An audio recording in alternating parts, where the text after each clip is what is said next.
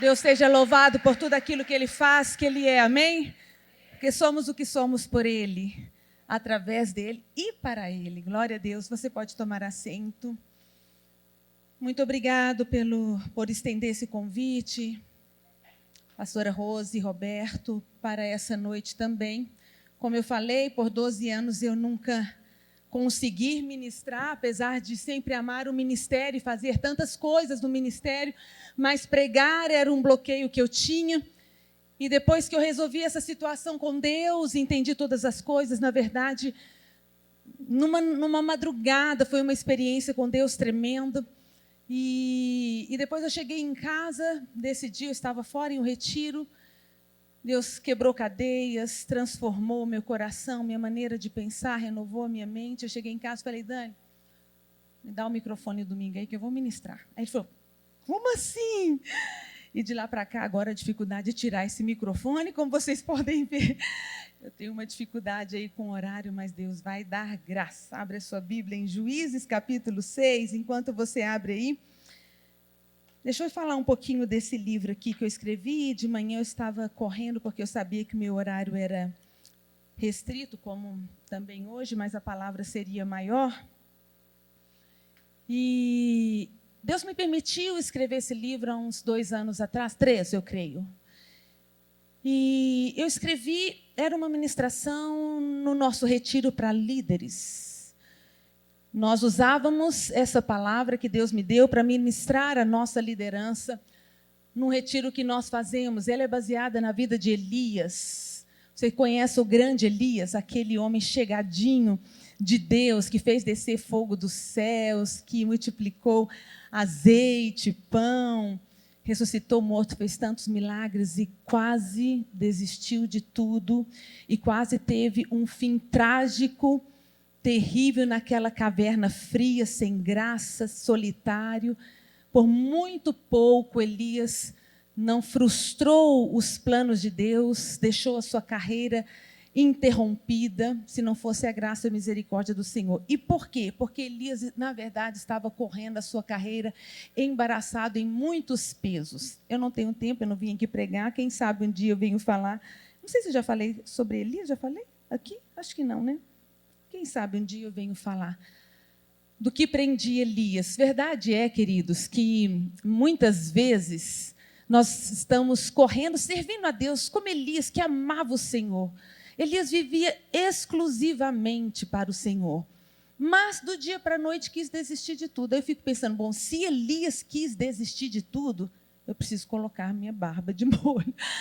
Porque era um homem de tamanha autoridade e intimidade com Deus. E quando Deus o foi resgatar na caverna e perguntou, Elias, o que fazes aqui? Eu sempre achava que o problema de Elias era Jezabel, porque foi depois da ameaça, né, que Jezabel fez a ele, que ele fugiu, teve medo e quis desistir. Mas a resposta de Elias não inclui a palavra Jezabel, ele não menciona Jezabel, ele menciona outras coisas. E dentro da resposta de Elias, Deus me mostrou muitos embaraços nas suas emoções, na sua alma. E eu tenho visto ao longo da minha jornada cristã, de 40 e tantos anos por aí, que muitos de nós, homens e mulheres tementes a Deus, que amam o Senhor. Alguns eu procuro na minha jornada e não encontro mais. Eles eram referência para mim, mas eles abandonaram a carreira, abandonaram o casamento, deixaram o ministério. Do dia para a noite, eram dos mais admiráveis. E eu fico pensando, meu Deus, como assim? Eram porque estavam correndo, muito embaraçados, em muitos pesos emocionais. Por exemplo, quem aqui já passou por decepção com as pessoas? Não fica triste se você não levantou a mão, se sentindo excluído, não, porque você vai passar. Quem aqui já passou por perdas de pessoas, de status, de qualquer coisa, perdas? Se você também ficou triste porque não foi incluído, vai ser daqui a pouco, com certeza. Então, nós temos que viver muitas situações na vida, ninguém escapa delas, mas elas têm sido a causa de muitos desistirem da carreira proposta por Deus. perdas no ministério, decepção com as pessoas dentro de casa, frustração com os resultados, medo, decepção com Deus.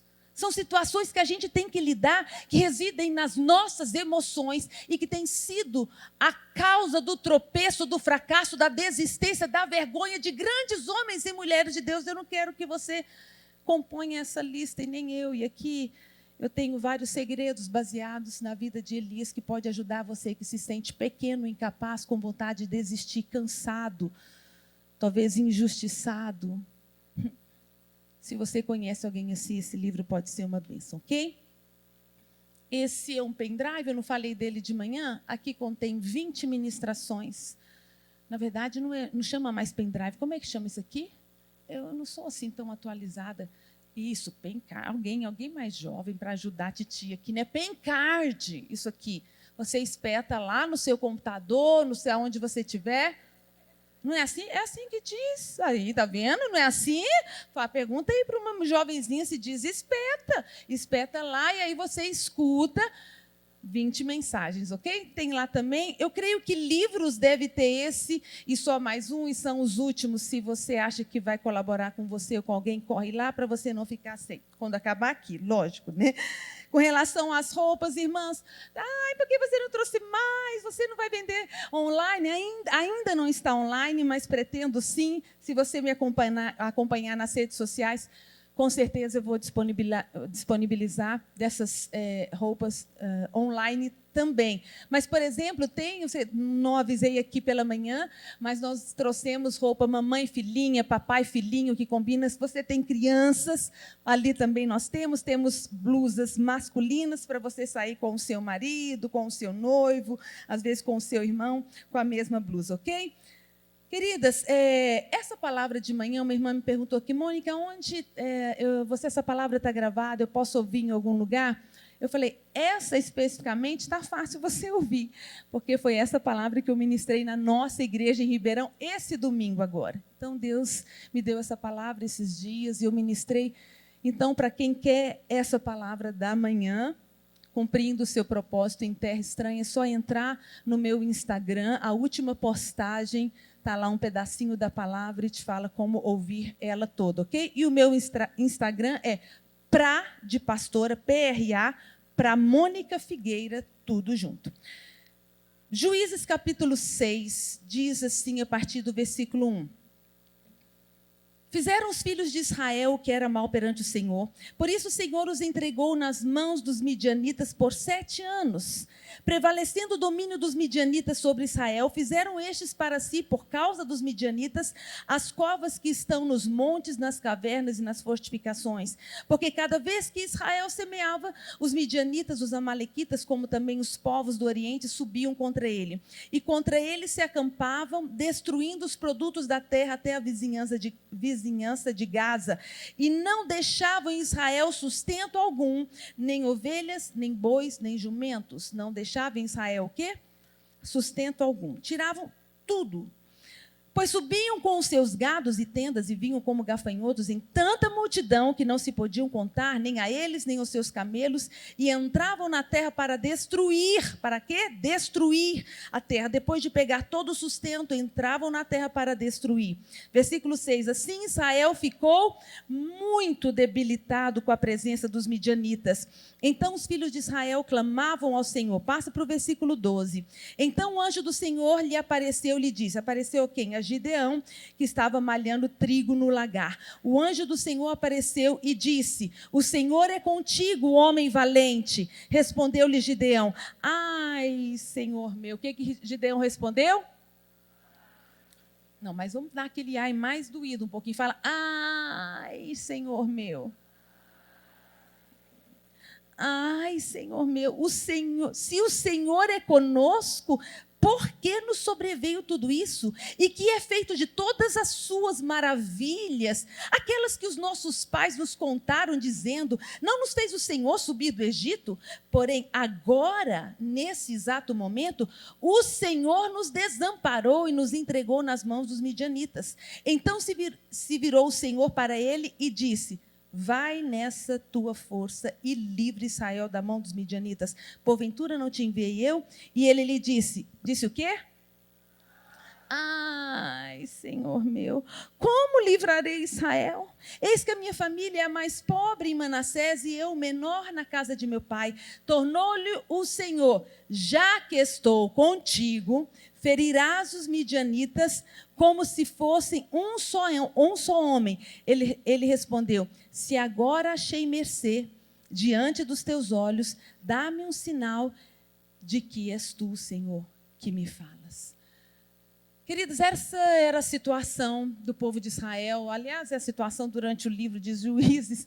Se você for ler, o povo se voltava para o Senhor, se convertia dos seus pecados, deixava a idolatria. Então, o Senhor levantava um governante, um juiz, e ali estabelecia a vontade do Senhor e guiava o povo durante um tempo, normalmente 40 anos. Mas daí a pouco o povo se rebelava, um novo juiz se voltava contra o Senhor e o povo todo para o pecado novamente, idolatria, e Deus abria as fronteiras e os inimigos vinham. E todas as vezes que os inimigos entravam, os inimigos assolavam a terra. O povo de Israel plantava, e quando estava na hora da colheita, quem chegava? Os midianitas, os povos do Oriente. Por quê? Porque as portas estavam abertas. E por quê? Por causa do pecado do povo. E aí os inimigos entravam e roubavam todo o sustento. Então era semeadura, esforço, investimento em vão. Todo o povo estava cansado disso. Além de perder todo o seu sustento, eles destruíam a terra e muitas vezes escravizavam, cobravam impostos. Era isso que esse povo, o povo de Israel, vivia na época de Gideão. Gideão vivia isso, a sua casa sofria isso, necessidade, carência, porque não havia sustento, não havia alimento.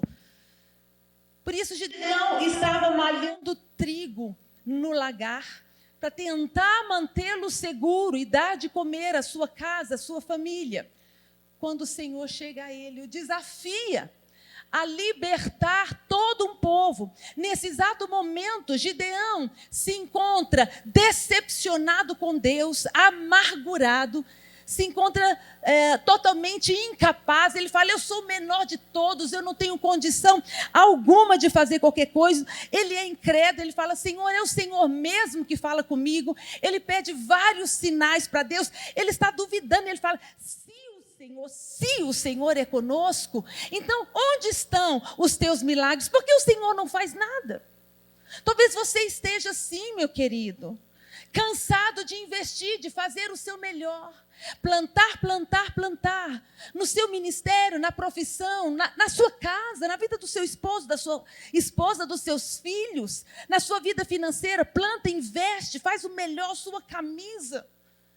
E na hora que você vai pegar o fruto, os resultados, o inimigo leva embora. Era isso que Gideão estava, e ele estava se sentindo cansado, vivia escassez, fome, subjugado, totalmente sem esperança. E Deus o desafia a mudar essa situação. Esse congresso foi aberto com uma palavra tremenda da Rose.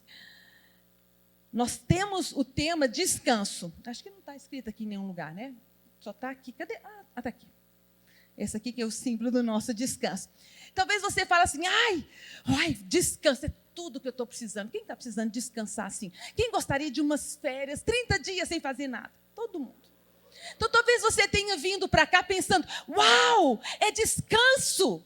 As palavras vão ser de 15 minutos. A gente vai ter o dia todo para não fazer nada, para ficar dormindo.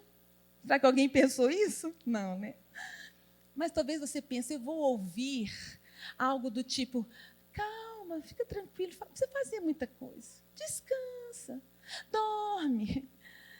E aí a Rose abre aqui essa conferência falando: comece a reverter a sua história. Faça algo. Mude de direção, tome uma atitude, porque se você continuar plantando as mesmas atitudes, você vai continuar colhendo os mesmos resultados. Faça algo diferente. Deus vem propor para Gideão algo diferente. Olha, você pode quebrar o cativeiro. Você pode mudar essa situação da sua vida, da sua casa e da sua nação. Gideão está cheio de argumentos, ele está vacilante, temeroso, cheio de medo. Ele coloca Deus à prova 3 vezes. Primeiro ele fala, espera um pouquinho aqui, eu vou ali pegar uma coisa e já volto. Traz uma oferta, um cabrito, bolos. E o anjo do Senhor estende o seu bordão e o fogo sobe da penha, consome ali aquele cabrito como um sacrifício.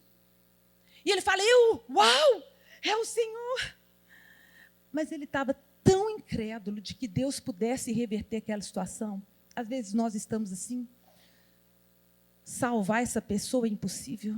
Sair dessa bancarrota é impossível. Conseguir pagar essas dívidas é impossível. Eu tenho ouvido tantas palavras, eu tenho visto o Senhor nesse lugar. Mas será que vai fazer? Será que eu consigo mudar a minha história, mudar a minha casa? Mudar o meu estado emocional? São anos na depressão.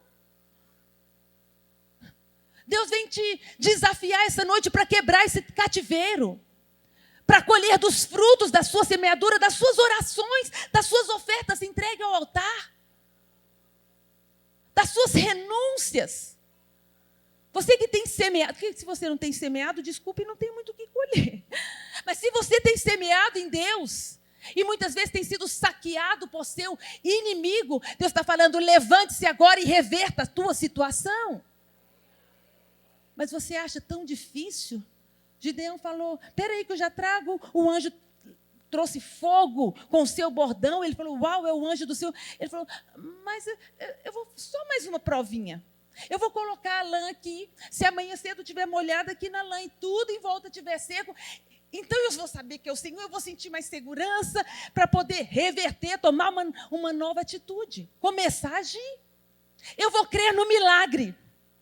Eu vou crer na libertação. E o que aconteceu? Na manhã seguinte, a lãzinha molhada, tudo seco em volta. Gideão creu? Não. Ele chega, sabe o que é, Senhor? Só mais uma. Você não vai ficar bravo comigo? O contrário agora. Se aqui estiver seco e tudo molhado em volta, então eu vou crer. E na manhã seguinte, como Gideão pediu, estava. Gideão descansou. Sabe por quê? O descansar, eu não creio em descanso, que é não fazer nada. O descanso de Deus, que é, Carla, confiar para continuar, para seguir. Esse descanso, quem encontra lugar de descanso não para. Eu tenho visto homens e mulheres que pararam, estão em cima de uma cama, não têm vontade de fazer nada, não conseguem fazer nada. Sabe por quê? Não é porque eles estão descansados, certos do amanhã, certos da bênção, não. É porque a ansiedade os levou para a cama. Não tem descanso. Então eu não creio no descanso passivo. Como a Carla falou, o Arrozio, nosso Deus trabalha até hoje. Ele não é tomado de ansiedade, ele é tomado de certezas nele mesmo. Então, se nós descansamos em Deus, nós não somos paralisados, nós confiamos para continuar, para prosseguir. A palavra fala em Jeremias, maldito o homem que confia no homem, faz do seu braço humano, o seu braço, a sua força. Mas diz depois, bendito o homem que confia no Senhor. Confia no Senhor, essa palavra no original é batá, que significa sentir-se seguro, andar despreocupado. Andar despreocupado. Prosseguir, certo de que vai acontecer. Gideão precisava disso. Ele precisava de tomar atitudes, então ele precisava crer. Só que ele era possuído de medo, de sentimentos de incapacidade, de incredulidade de que Deus seria capaz. Por quê? Porque Deus não fez até agora. Porque eu orei pela vizinha e Deus não curou. Porque eu orei pela minha irmã e o casamento se desfez. A nossa mente é cheia de argumentos daquilo que os nossos olhos não viram. Mas a fé não depende daquilo que nós vemos. E Gideão estava esperando ver o fogo, esperando ver a lã e tal. E Deus, pela sua misericórdia, como eu falei de manhã, ainda bem que eu não sou Deus, vai dando sinais. E depois do terceiro, Gideão fala, tá bom, vai Deus, o que é para eu fazer? Deus falou, levanta o exército. 32 mil. Ok, vai lá para o vale e nós vamos ver quem é que está contigo, quem é que é bom. E Deus fala, Gideão, fala para os medrosos. Primeiro, quando ele levanta 32 mil e vê do outro lado 135 mil midianitas, junto com os povos do Oriente, ele já chega à conclusão que eu e você chegaria. 32 mil contra 135 mil é igual a fracasso, derrota. 32 contra 135 mil tem chance?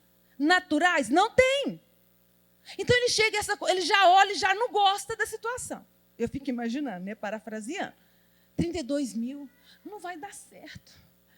Deus, eu já não queria ir. O Senhor fala para eu ter um exército. Mas com esse exército aqui, eu fico pensando os argumentos no coração de um homem temente, que se sente incapaz. 32 mil.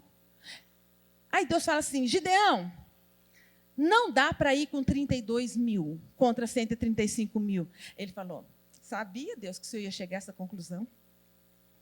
Eu também sabia, 32 mil não dá. E Deus fala, é muito. Como assim é muito? Manda embora os covardes. Gideão fica, mas Deus, tem certeza? É para mandar embora os covardes? Aí Gideão pensou, já sei.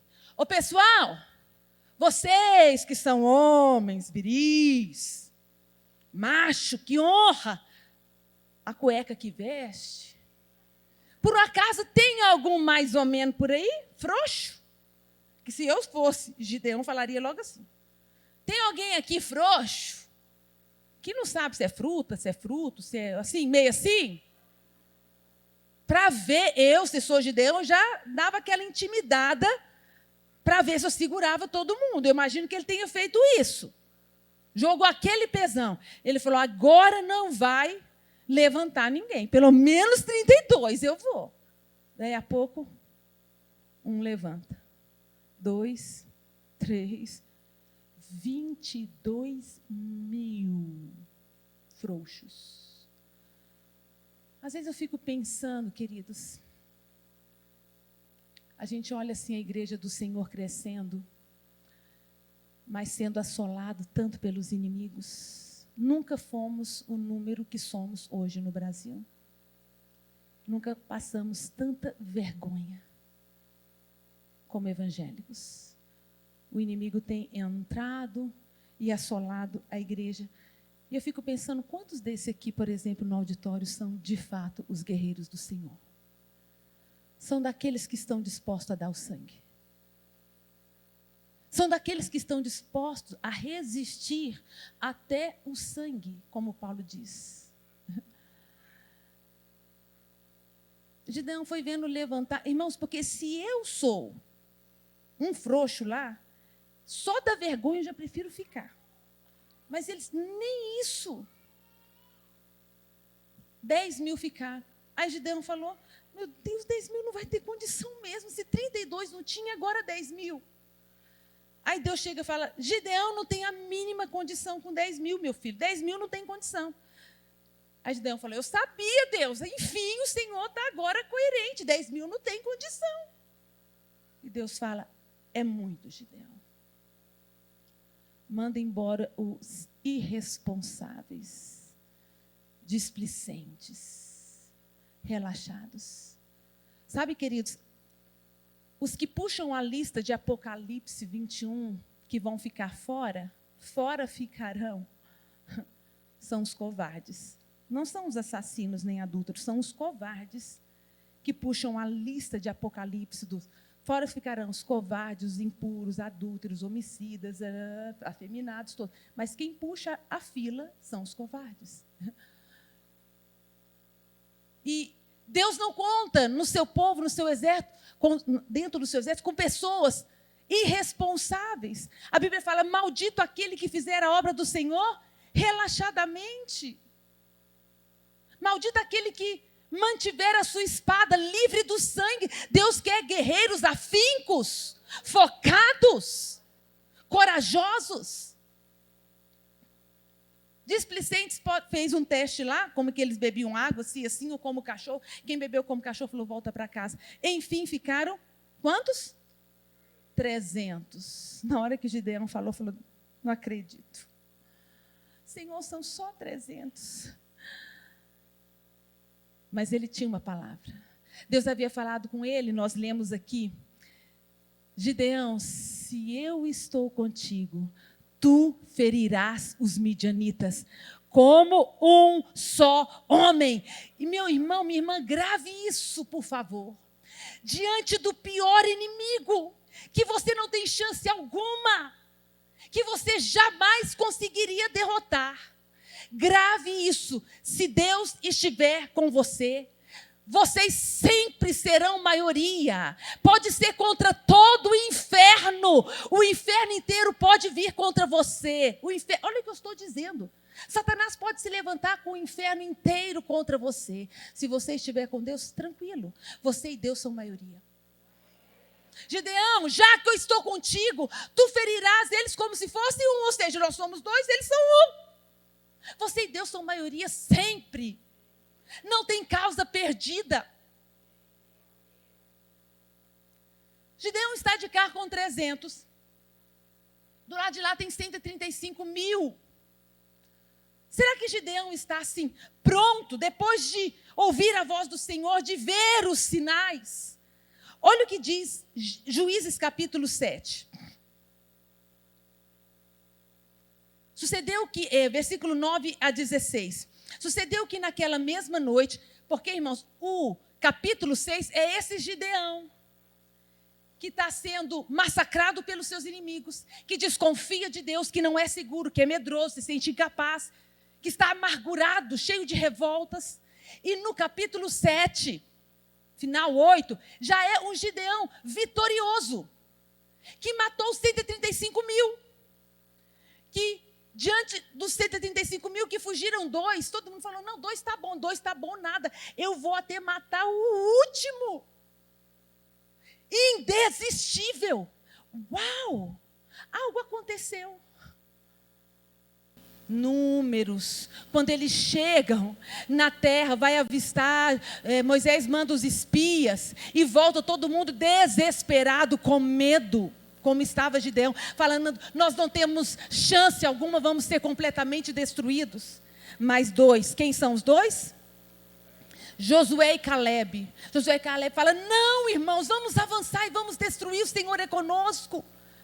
Porque nós destruiremos todos os inimigos. Como pão os devoraremos. Pão. Cevada era o grão usado para fazer pão para os pobres. Não é um grão nobre. A cevada era o pão dos pobres. E o sonho diz respeito a um pão de cevada. Josué diz, como pão podemos devorar? Tem alguma coisa mais fácil de comer do que pão? Não é como carne, é como pão, porque o pão se dissolve, é fácil, a gente começa dando pãozinho para beber. Ou seja, é mamão com açúcar. E o sonho que Gideão está ouvindo é, olha, vem um pão de cevada destruir todos os midianitas. E Gideão se identifica ali. Irmãos, olha a sabedoria do Senhor. Se eu fosse Deus e tivesse que dar coragem para alguém que está desafiado a uma empreitada impossível, morrendo de medo, você acha que eu ia dar um sonho desse? Não. Gideão ia chegar e ouvir um sonho mais ou menos assim. Cara, essa noite eu tive um sonho. Eu olhava e eu via um homem que ficava mais ou menos na altura entre o céu e a terra. Ele era todo vestido de uma armadura e tinha assim uns raios laser que saía dos olhos dele. E aqui, assim, era uma couraça blindada de ouro, intransponível. E aqui no seu capacete estava escrito assim: Gideão o Grande. Para ver se ele se animava. Para ver se ele se sentia corajoso. Mas Deus resolve dar um sonho de um pão de cevada, irmãos. Caindo no arraial do inimigo e destruindo. Fala comigo. Uma visão. Uma visão, um sonho foi suficiente para mudar o coração de um homem. Às vezes, queridos, nós estamos amarrados tanto no que os nossos olhos naturais veem, nas circunstâncias, que deixamos de sonhar com as promessas, que deixamos de visualizar aquilo que Deus quer fazer, ainda que seja impossível. Eu lembro que a minha mãe orou pelo meu pai durante 12 anos. O meu pai foi uma referência para mim de homem de caráter, trabalhador, mas ele era muito duro de coração, machista e religioso de uma certa maneira. Tinha os seus vícios, fumava, bebia de vez em quando. E minha mãe não conseguia visualizar o meu pai convertido, por causa da dureza do seu coração. Até que um dia ela orando, Deus falou com ela: o dia que você ouvir com os seus olhos espirituais do seu lado, você o verá com os seus olhos naturais. Ela começou a orar diferente. Nessa época nós morávamos em Brasília, eu era uma adolescente, meus 11 anos mais ou menos, e eu frequentava uma igreja pentecostal lá, cujo apelido do pastor era beijoqueiro. Ele ficava assim na porta, recepcionando as pessoas, e beijando todo mundo que entrava, inclusive homens e mulheres. Lá os homens tinham o costume de se cumprimentarem também com um beijinho.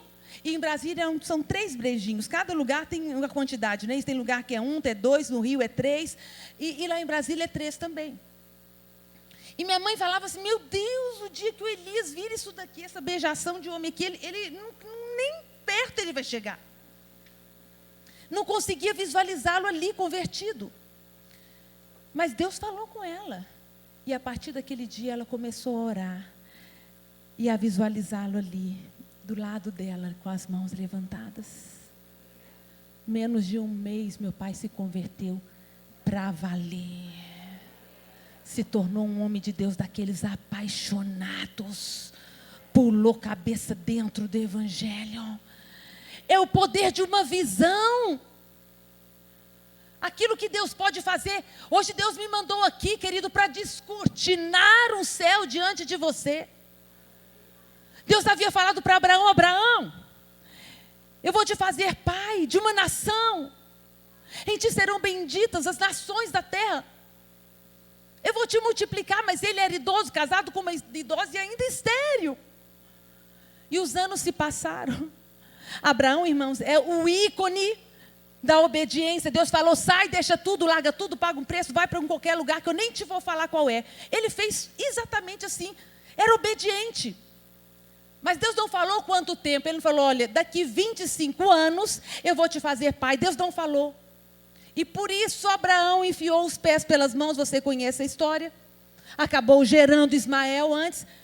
Mas um dia ele estava tão angustiado. Ele falou: Senhor, está aqui, ó, meu servo, né? Já que o Senhor não está fazendo, Senhor, está aqui, esse servo está bom, faz dele meu filho, Eliezer. Ele é meu servo, Deus, dá continuidade através dele. E Deus falou: meu filho, vem cá, sai da sua tenda, olha para o céu. Eu fico pensando, queridos, que aquela noite foi a noite mais estrelada que esse céu já teve. Eu imagino que Deus encheu de estrelas. E falou: filho, conta aí. Conta aí. E Abraão, 1, 2, 10, 11, 23, não, 1, 2, 3, 14, não. Não tem jeito. Ele falou: vai ser assim como você está vendo. O que você está vendo no seu casamento? O que você está vendo nos seus filhos? O que você está vendo no seu ministério? Nos seus negócios? Esses dias atrás nós estávamos fazendo uma limpeza na casa do meu sogro. E nós achamos a Bíblia do tataravô do meu marido. Datada de 1904. A dedicatória. 1904. E lá escrito: eu declaro que eu não gerei filhos para a perdição. Na minha descendência haverá homens e mulheres honrados, serão pastores, missionários. Irmãos, uma profecia. Eu declaro quebradas todas as cadeias de maldição. Em 1900 e bolinha, esse homem quebrou cadeias de maldição em toda a sua descendência. E hoje, quando eu olho para o meu marido guardado, separado para o ministério, eu falo, ele é fruto da visão de um homem do século retrasado. Alguém que viu, alguém que creu. Deus continua sendo Deus do impossível, irmã. Ah, mas por que ele não curou aqui? Porque Deus não tem que fazer tudo que o homem quer, porque senão ele deixa de ser Deus e baixa a ser servo. Deus faz aquilo que Ele quer, o que colabora com os seus planos. Como eu falei de manhã, Deus não está tão interessado nos meios quanto no fim. Por que Deus permite eu passar essa dor? Porque essa dor não se compara à perdição eterna. Deus está interessado na nossa eternidade. Não importa o que nós vamos passar aqui nessa breve vida terrena. Começa a mudar. Deus me trouxe aqui nessa noite para que você abra seus olhos para crer. Na hora que Gideão viu aquele pão de cevada, ele se identificou. E eu acho lindo, porque ele podia falar, poxa Deus, mas um pão de cevada? O que pode? Sabe por quê? É na nossa fraqueza que Ele manifesta força. A Bíblia diz, diga ao fraco, eu sou forte, porque quando eu sou fraco, então é que sou forte, diz Paulo. Eu tenho prazer nas minhas fraquezas, porque quando eu me sinto fraco, eu posso ver o poder de Deus em mim, que se eu fosse todo poderoso, jamais eu conheceria o poder de Deus, mas como eu sou fraco, o poder de Deus está sempre diante de mim. Porque Deus escolheu as coisas loucas para confundir as sábias. E escolheu as coisas fracas. Tem alguém que se sente pequeno, fraco em alguma coisa aqui para fazer alguma coisa além de mim? Pois é esse. Olha, fica com a mão levantada para o anjo ver. Olha o tanto de gente fraca, Senhor. Porque Deus escolheu os fracos para confundir os fortes, e os humildes e os que não são, para confundir os que são, para que toda glória seja dele. Para que você não saia, para que Gideão, grande, não saísse pensando, eu sou o cara mesmo. Estou bobo comigo mesmo, estou impressionado.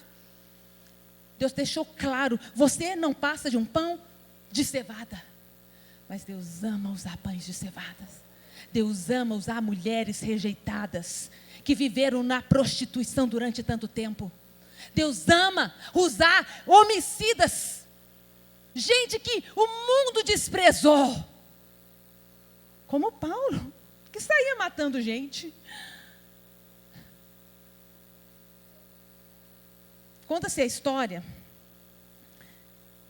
porque nós precisamos entender que Deus não depende de nada do que nós temos para ir além de nós, porque para ir além de nós é Ele que vai, é o Todo-Poderoso. E às vezes a gente fica com os nossos argumentos, pensamentos, fazendo conta que nem Gideão, falando não vai dar certo. Não é pela mente. O mundo tem uma filosofia, pensamento positivo, não é assim que falam para a gente? Cara, pensa positivo. Pensamento positivo dá jeito? É bom. Eu acho que a gente deveria ter pensamentos positivos. Mesmo porque para quem tem um Deus que pode tudo ser negativo, não combina, é incoerente. Mas não é pensamento positivo que resolve. É fé. Fala comigo, fé. É fé. Qual a diferença de pensamento positivo para fé? Diz que pegaram uma vaca e colocaram ela num pasto marrom, que não tinha folha nenhuma. Nada, zero, sem alimentos, não tinha nada de verde. Essa vaca vai viver? Não, não tem o que comer. Mas aí sabe o que fizeram? A força do pensamento positivo foi lá e colocou um óculos Ray-Ban verde na vaca. Aí ela enxergou tudo verde. Ela vai viver? Não, não vai viver coisa nenhuma. É isso, o poder do pensamento positivo. Não, pensa forte, pensa positivo. Não é pensa positivo, é crer em Deus. Quem faz é Ele, independente de você. O que Ele precisa da sua fé e da sua ousadia e disposição, no mais Ele fará. A fé, sabe o que a fé faz? Arranca o óculos da vaca, o Ray-Ban, e diz assim: ainda que a figueira não floresça, não haja fruto na vide, o produto da oliveira minta, nos currais não haja gado, as ovelhas tenham sido arrebatadas do aprisco, todavia eu me alegrarei no Senhor, exultarei no Deus da minha salvação, porque Ele faz os meus pés como os da corça, e vai me fazer andar nos lugares mais altos. Eu não dependo de um óculos Ray-Ban, da minha força. Jeremias, queridos, Deus falou: Jeremias, tem uma tarefa para você difícil. Ele falou: Senhor, Gugu, Jeremias falou assim mesmo, Gugu, não sabe Deus. Mais ou menos assim, tentando convencer Deus que não era ele. Senhor, eu não passo de uma criança. Eu sou só uma criança. Gente, que coisa feia. Ele já era adulto, que Deus não chamou Jeremias com 6 anos. Mas às vezes nós nos sentimos assim. No passo de uma criança. E Deus falou: Jeremias, fica tranquilo, meu filho. Você vai derrubar, você vai construir, vai plantar, vai arrancar, vai fazer um monte de coisa, tentando animar. Eu vou fazer por você. Aí Jeremias falou: Senhor, não vai dar certo. Escolhe outro, eu não passo de uma criança, conversando com Deus, tentando. Deus falou: eu quero mudar a história desse povo. Eu quero mudar a sua história. Aí Deus falou: Jeremias, o que vês? Isso está narrado. Deixa eu ver se eu anotei o texto aqui. Jeremias capítulo 1, versículos 4 a 12. O que você está vendo? Mas o Senhor me disse: não digas, não passo de uma criança, porque a todos a quem eu te enviar irás. E tudo quando eu te mandar falar, falarás. Não temas diante deles. Jeremias estava igual Gideão, porque eu sou contigo para te livrar, diz o Senhor. Depois estendeu o Senhor a mão, tocou-me a boca, e o Senhor me disse: eis que põe na tua boca as minhas palavras. Olha que hoje te constituo sobre as nações e sobre os reinos, para arrancares e derrubares, para destruíres e arruinares, e também para edificares e para plantares. Veio ainda a palavra do Senhor dizendo: que vês, Jeremias? Respondi: vejo uma vara de amendoeira. Disse-me o Senhor: viste bem, porque eu velo sobre a minha palavra para cumprir. Jeremias falou: ok, estou indo. Jeremias teve uma visão, fala comigo, uma visão. Até então ele estava aqui argumentando: eu não vou dar conta, não vai funcionar, eu não sirvo, eu tenho medo. E Deus abriu os olhos de Jeremias, e Jeremias viu uma vara de amendoeira. Eu fico pensando, meio sinal de ocupado, né? Uma vara de amendoeira, para quê? Não sei se você sabe, mas a amendoeira é uma das pouquíssimas árvores que florescem e até chegam a dar frutos em pleno inverno. Enquanto todas as árvores estão secas, sem folhas, a amendoeira começa já a florescer e algumas dão fruto no inverno. E o que Deus está falando para Jeremias? Jeremias, eu ajo fora das estações e dos tempos. Você se sente uma criança? Ok? Para mim não tem diferença. Eu posso usar uma criança, um adulto, um idoso, um homem, uma mulher, um pobre, um rico, porque sou eu, é o meu poder. O que está diante dos seus olhos, meu irmão? Deus não precisa anular as suas fraquezas, ok? Você não precisa falar assim, esse laudo aqui diz que eu tenho uma doença terminal, mas é mentira. Mentira, é mentira, é mentira, mentira. Não é força do pensamento positivo. Esse laudo aqui diz que eu tenho uma doença terminal, mas o meu Deus diz que nas suas pisaduras eu já fui sarado. São duas verdades. A fé não anula a ciência, o natural. Não adianta você falar, não, meu médico está mentindo. Olhou a radiografia e falou que eu tenho uma hérnia. Ele está mentindo. Não, ele está falando a verdade. Você tem a hérnia. Mas qual é a verdade do seu Deus para você? A fé, ela suplanta, ela vai além, onde a ciência não vai. Onde as circunstâncias não vão, onde o seu patrão não chega. É aí que a fé vai. E nós somos crentes, fala comigo, crentes. Se você é crente, você crê, meu irmão. Gideão, depois daquela visão, ele falou, agora nós vamos. O que Gideão preparou? Então eu estou aqui primeiro para falar que você precisa ter uma visão. Uma visão do que Deus te falou que você vai viver. E dar a sua vida por essa visão. Porque Gideão deu, foi ele com 300. Ele estava dando a vida dele. Mas ele cria tanto, irmãos, que ele e Deus era a maioria, nem precisava depois da visão. Que nem precisaria mais. Os 300. Eu e Deus somos maioria. E ele falou, sabe o quê? Eu vou dar a cada um de vocês cântaro, uma tocha dentro e uma trombeta. Foi com esses 3 instrumentos que eles venceram os midianitas. Quando vocês tocarem a trombeta, vocês quebrem os cântaros e vai aparecer a tocha. Fala comigo, cântaro, trombeta e tochas. Deus quer usar a sua trombeta para começar a destruir os seus inimigos e começar a reverter o seu cativeiro, a sua história, reverter a sua história. Trombeta fala de palavra. Tudo que nós já ouvimos aqui, eu estou sendo até repetitiva. A sua palavra, que trombeta você tem tocado? Não vai dar mais certo. Ih, já tentei. Já vi esse filme antes. Esse daí, isso aí, ó, não tem jeito não. Isso aí já tá, é caso perdido. Será que é essa trombeta? Será que é essa trombeta que você vem tocando na sua casa? Na sua saúde? No seu casamento? Na vida dos seus filhos? No seu ministério? Para a sua parentela? Para a sua cunhada? Ih, essa daqui, ó. Nem o inferno está aceitando mais. Tão terrível. É essa trombeta, irmãos, que a gente tem cantado? Tem tocado? Eu costumo dizer... Lá no inferno tem um coral. Você sabia? Eu não sei se eu já falei. Nunca assisti, não, irmãs. Por revelação que eu sei. Nunca ouvi. Acho que eu ia comprar ingresso para ver o coral do inferno. Não. Mas lá no inferno tem um coral. Não tem nada a ver com o que a gente ouviu aqui que essas meninas cantam. Uma coisa meio desafinada, meio feia, meio truncada. Mas sabe o que eles estão cantando? Eles estão cantando para você todos os dias lá assim, ó. Não vai dar certo, vai desistir.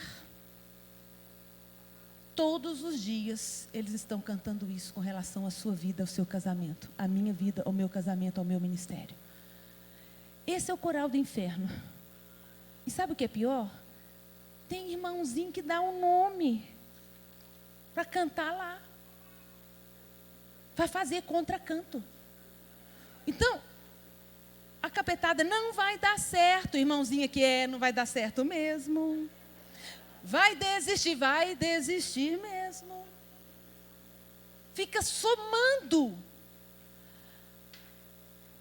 Meu irmão, como já foi falado trocentas vezes, isso aqui é poder.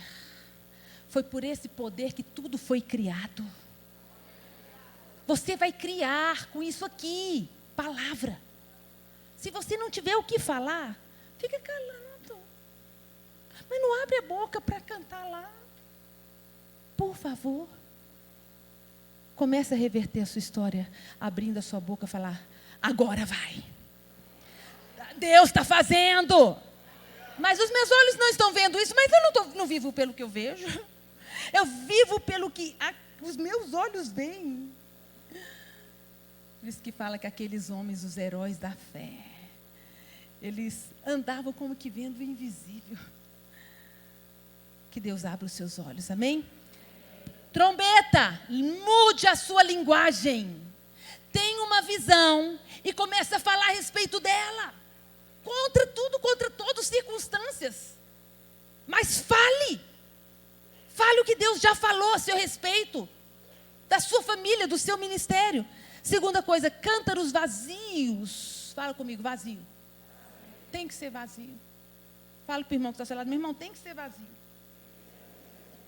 Cântaro cheio não resolve. Deus gosta de coisa vazia, mas... Sabe essa palavra vazio, no hebraico, significa, eu creio que ele se lê assim, reiki, inútil, vão, sem valor. Cântaros inúteis, vão, sem valor. Do verbo esvaziar, manter-se vazio, sedento. Deus gosta desse negócio de cântaro vazio. Quando Deus foi curar as águas de Jericó, que eram amargas, Josué falou, me traga uma vasilha vazia, um prato vazio, e põe sal nele. Não podia ter nada, depois Josué jogava sal ali.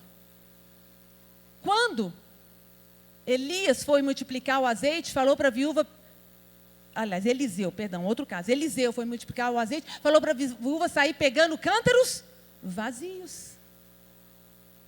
Que são inúteis, somos nós, queridos. Quanto mais você tiver consciência de quem você é sem Deus, mais Deus vai poder fazer através de você. Ao mesmo tempo que você tem consciência da sua inutilidade e fraqueza, como o Gideão olhou aquele pão e falou, esse sou eu. Mais Deus vai poder fazer através de você. Então não é que você tem que anular a sua fraqueza. É que você precisa crer em quem Deus é. Ele supera as suas fraquezas. A respeito de Abraão, Romanos 4, diz que Abraão olhava para o seu corpo já amortecido. Abraão, esperando contra a esperança, creu, para vir a ser pai de muitas nações, segundo lhe fora dito, assim será a tua descendência. E sem enfraquecer na fé, embora levasse em conta o seu próprio corpo adormecido, sendo já de 100 anos a idade avançada de Sara, não duvidou, fala comigo, não duvidou. Não duvidou por incredulidade da promessa de Deus. É lindo isso. Mas pela fé se fortaleceu. Não duvidou por incredulidade, mas pela fé se fortaleceu. Embora levasse em conta o seu corpo adormecido, a sua vasilha vazia. O seu pão. Queridos, Deus ama vasilhas vazias que se achegam para receber do fogo. São as vasilhas vazias que Ele enche do fogo. Se você estiver cheio de você mesmo, autossuficiência, orgulho, como que o fogo vai descer? Gideão falou agora, peguem vasilhas vazias e coloquem fogo. Aí é Ele. É o fogo na vasilha vazia que transforma, que derruba o inimigo. Quando Deus foi chamar Moisés, desistido, medroso, arruinado, cheio dos complexos, lá naquele deserto, Senhor já, 80 anos, Moisés volta lá e tira o teu povo de lá, tira o meu povo. Moisés falou, Senhor, não sei falar, minha língua é pesada, não vai dar certo, eu já aprontei por lá, o pessoal não quer ver a minha cara, saí fugido, manda outro. E Deus falou, Moisés, levou e Deus acendeu uma sarça. Na verdade, antes de Deus falar com Moisés, o que Deus chamou, primeiro Deus acende o fogo em uma sarça. Sabe o que é sarça? Espinheiro. Sabe quantas pessoas param para ver um espinheiro no deserto? Ninguém. Espinheiro no deserto? É o que mais tem. Sarça em deserto. E Deus fala, Moisés, olha essa sarça. Está vendo que tem fogo nela? E ela não se consome? Está vendo que você foi capaz de parar para ir ver uma sarça de deserto? Sabe por quê, Moisés? Porque tem fogo nela. Querida, você pode sentir uma sarça no deserto, sem valor, sem utilidade, uma vasilha vazia. Mas se Deus colocar o fogo na sua vida, você vai mudar não só a sua história, você pode mudar essa geração. Deus está chamando vasilhas vazias, sarças que estejam dispostos a serem queimados pela sua glória, pelo seu poder, a falar: vem mais de Deus, vem para consumir sim a carnalidade, o pecado, o medo, mas para me levantar diante do poder de Deus. Eu queria que os músicos viessem aqui, fossem assumindo o seu lugar. Enfim, Gideão, queridos, saiu com os seus 300, rumo a 135 mil, sendo que 100% foi desbaratado, porque era uma vasilha vazia, um pão de cevada, consumido pelo fogo. É isso que Deus quer fazer na sua vida, sabe para quê? Para mudar a sua história. Para que mudando a sua história, você mude a história da sua casa. Para que mudando a história da sua casa, da sua casa, da sua casa e da sua casa, nós mudemos a história da nossa terra, das nossas cidades. Mônica, eu não tenho muito o que oferecer. Ok. Você pode se achegar vazio ao altar? Você pode dizer: Senhor, eis-me aqui. Eu queria que você ficasse em pé, meu irmão. O que está diante dos seus olhos? Um dia Deus chegou para Abraão e falou: Abraão, eu vou te dar uma terra. Ela vai ser sua e da sua descendência. Ela está cheinha de inimigos, gigantes inclusive. Mas ela é sua, ok? Vou assinar aqui, viu, Abraão, até, já é sua. Abraão, toda essa terra aqui, vês, eu vou te dar. Você não vai além do que você vê em Deus. Vou falar de novo, você não vai além do que você vê em Deus.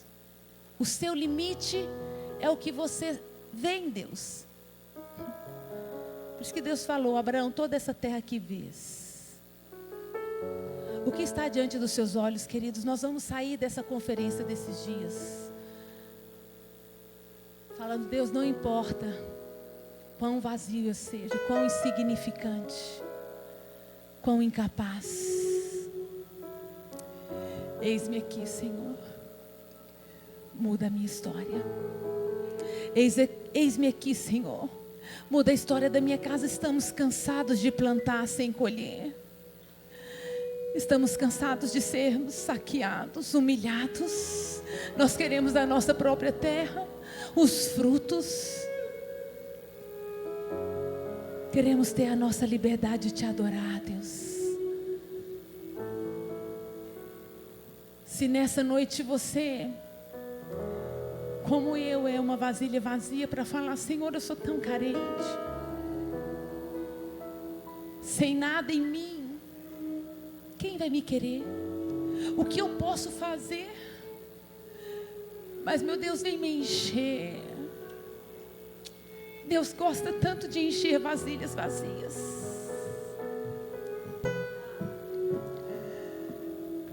Deus tem prazer, queridos, em restaurar histórias. Deus é o Deus de recomeço. Deus te trouxe nesse lugar para falar: filha, retoma, começa a reverter a sua história. São muitos anos de cativeiro, de vergonha. Deus está falando: filha, eu estou te chamando para um novo tempo, por favor, creia. Me dá uma chance de fazer através de você. Comece primeiro com o que você vê, porque você não pode se você não crê. Como é que você vai alcançar o impossível? É pela fé. É pela fé. Vamos todos fechar os nossos olhos. Eu queria que você pensasse primeiro nos desafios que você tem na sua vida, querido. O que você fala, puxa, isso aqui tá me amarrando, está me impedindo. Eu ainda não estou no melhor de Deus por causa disso daqui. Que área que você talvez ainda seja um escravo? Que área que você vive em vergonha, em tristeza? Onde você está sendo saqueado nos frutos, no alimento? Pense primeiro nisso. Talvez você comece a enxergar que é incontável a multidão dos seus inimigos. Tudo bem, não tem problema. Talvez você veja uma nuvem como de gafanhotos lá dentro da sua casa.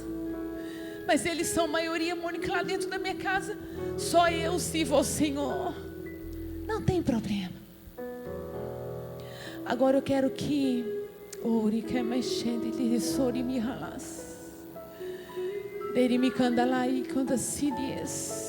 agora eu quero que você olhe para o alto, para o Senhor, com seus olhos fechados. Olhe para aquele que por amor a você foi capaz de entregar tudo naquela cruz. Ele tem tudo que você precisa. Ele pode todas as coisas. Ele não tem prazer na sua dor, no seu sofrimento. Ele sonhou com uma realidade melhor para você. Deus já está nessa realidade melhor. Ele quer te levar para lá. Você precisa começar a sonhar com lá, com esse lugar. Então, por favor, agora comece a visualizar as promessas de Deus. As promessas de Deus, daquilo que você sabe, o lugar que Deus quer te levar. Comece a visualizar. Gideão começou a visualizar o pão, ele pequenininho, o menor da sua casa, destruindo aquele comandante, desbaratando aquele exército. Ele começou a adorar ao Senhor, a cantar, a falar: esse sou eu sou o menor de todos, mas eu conheço o maior de todos. Comece a visualizar, meu irmão. Use a sua imaginação mesmo, em fé, como vendo o invisível. Ora bahala shindi do sodi keremika mandiri obahaixe. Vencendo e comandiri kamahandiri orobaya shindi diria lavaside ties. Conda tudo quimias te caramala bandio shenda totosutias. Ora ele capava sindi com dandi ramari kalashá e andando orobali que descenda te comatati. Garamala rodo sudi rikibi que vai lá baiachá e o rondi da caia madaria calies donde cai de jocate chedo ripa camahaias rabahala da ticosoti quies de candala bahala barabai chadias. Deus me fala de mulheres aprisionadas na sua infância, ali numa experiência em que elas foram amedrontadas. Elas se viram tão pequenas, acuadas, pequenininhas, sem poder mudar a situação. Acharam que seriam ali destruídas. Algumas estão aprisionadas ali, nesse sentimento de incapacidade e pequenez. Eu não consigo mudar a situação. Essa situação da minha casa, esse relacionamento, eu não consigo mudar. Eu tenho medo. Minha irmã, Deus está entrando hoje na sua história. Deus está te tirando dessa situação de medo, de pânico, de pavor. Está te levando para uma rocha mais alta do que você. Está estabelecendo os seus pés num lugar seguro. Está dizendo: filha, toma aqui a minha mão. Eu jamais vou te deixar cair.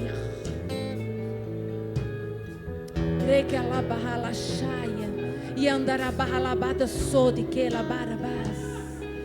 Rola calabaias. Hoje Deus está quebrando as vozes, sofismas, guiones que ficam reverberando na sua mente.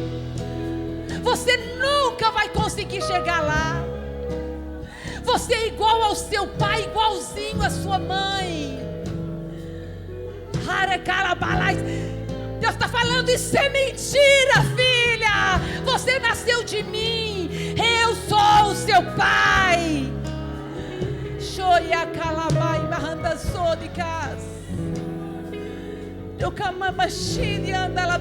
Olha para mim, diz o Senhor, olha para mim, e você não vai ser envergonhado.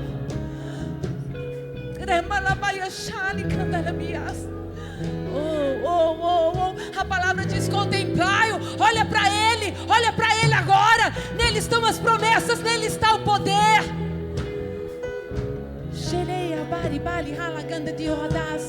Ele começou a fazer. Ele começou a fazer. Ah, queridos, eu sinto Deus descendo. Eu sinto Deus descendo aqui na vida de alguns. Estruturas sendo abaladas, colunas de mentiras, sofismas, medos, vergonha. Ai, oh Deus, faz mais. Traz clareza e traz verdade para jogar por terra as mentiras. Abre os olhos dos meus irmãos para enxergar. Meu Deus, abre os olhos para enxergar, como o Senhor fez com Geazi aquele dia. Abre os olhos para enxergar, para ver o mundo espiritual, para ver a provisão, para ver as promessas. Abre os olhos, olha para Ele, meu irmão. Olha para Ele, Ele quer te deixar contemplar o que já está preparado. Oh, Deus, Tu és bom sempre, sempre. Aleluia.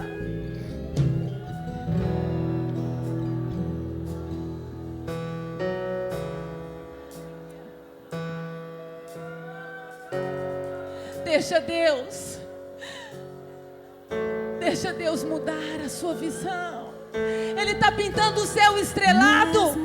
Está vendo essa amendoeira? Eu não preciso esperar as circunstâncias mudarem. Eu posso fazer hoje. Deus não depende das estações. Mas é inverno, não tem problema. Mas nós saímos da primavera, não tem problema.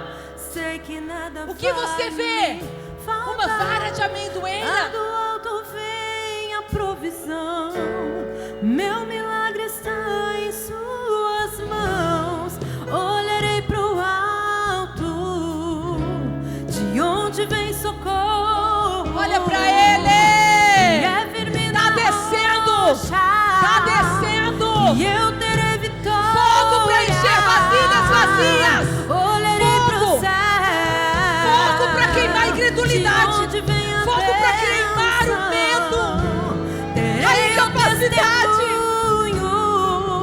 a mediocridade. Ao mundo que Tu és, meu Deus. Oh Deus, levanta aqui um exército de Gideões, pães de cevada, que não teme avançar. Mesmo na tribulação, oh Deus, levanta mulheres aqui que estejam pegando fogo. Confiar em Deus, eu posso descansar.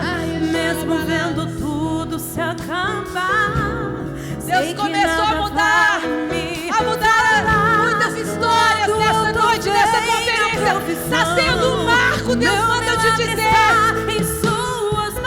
Eu comecei a mudar a sua história. Você verá com os seus olhos naturais. E é firme na rocha que eu terei vitória. Olharei para o céu, de onde vem a bênção. Terei o testemunho. Tu és suficiente.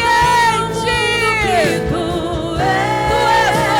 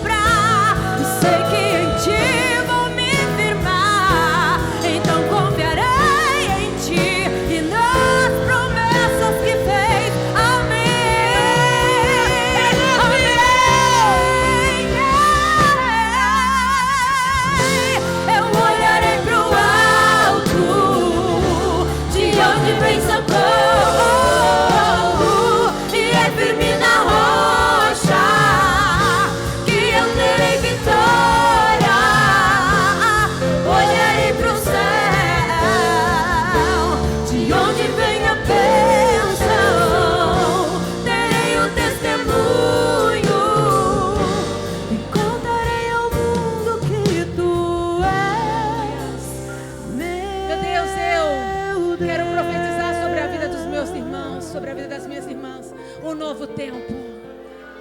Um novo tempo, Deus, onde eles vão começar a prevalecer sobre os seus inimigos, aqueles que são maiores do que eles, Deus. Em nome de Jesus eu quero declarar que esses sofismas, sentimentos, medo, incapacidade, vergonha, fracasso, hoje, Deus, hoje estão sendo queimados pelo fogo do Senhor aceso nas suas vidas, que suscita a fé, que levanta a coragem, a ousadia, a confiança, a certeza de que o Senhor fará. O Senhor fará como sempre fez, o impossível diante dos nossos olhos, para deixar bem claro que quem faz é o Senhor. Em nome de Jesus. Em nome de Jesus, você recebe essa palavra? Vire para a pessoa que está ao seu lado e fala: sabe o que eu estou vendo nessa noite? Fale para ela um pouco do que você está vendo. Fala assim: eu estou vendo a minha família toda aqui no altar. Eu estou vendo o meu negócio aberto, as minhas empresas se multiplicando. Eu estou vendo o meu filho voltando para casa. Eu estou vendo a minha barriga crescendo. Fala para essa pessoa o que você está vendo. É impossível, é maior. Ah, não importa. Nós somos pães de cevadas, vasilhas vazias, sarças de desertos, que faremos toda a diferença onde o Senhor nos colocou. Aleluia!